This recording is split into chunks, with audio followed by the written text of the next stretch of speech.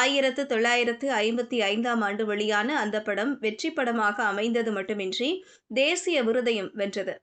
இதையடுத்து தனது அடுத்த படமான பஞ்சரத்னம் என்கின்ற கன்னட படத்திலும் சரோஜா தேவியை கதாநாயகியாக நடிக்க வைத்தார் பொன்னப்பா பாகவதர். ஒரு படத்துடன் நடிப்புக்கு முழுக்கு போட்டுவிட்டு படிக்கப் போய்விடலாம் என்கின்ற ஐடியாவில் இருந்த சரோஜா தேவிக்கு வரிசையாக படங்கள் அமைந்ததால் நடிப்பு அவருக்கு படிப்பாக மாறிப்போனது.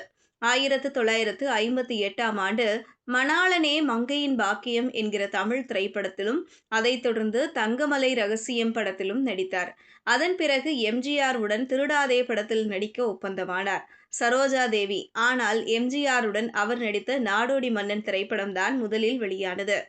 அது சரோஜா தேவிக்கு தமிழில் ஒரு முக்கியமான இடத்தை பெற்றுத்தந்தது.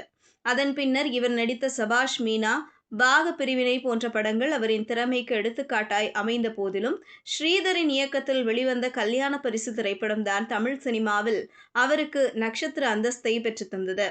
இதைத் தொடர்ந்து வாழ வைத்த தெய்வம், பார்த்திபன் கனவு, பாலும் பழமும், குடும்பத் தலைவன், பாசம், ஆலயமணி, பெரிய இடத்து பெண், தர்மம் தலை காக்கும், எங்க வீட்டு பிள்ளை, நான் ஆணையிட்டால், அன்பே வா, தாய்மேல் ஆணை என பல படங்களில் நடித்து தமிழ் சினிமாவில் மாபெரும் நட்சத்திரமாக வெற்றி கொடி நாட்டினார் சரோஜா தேவி.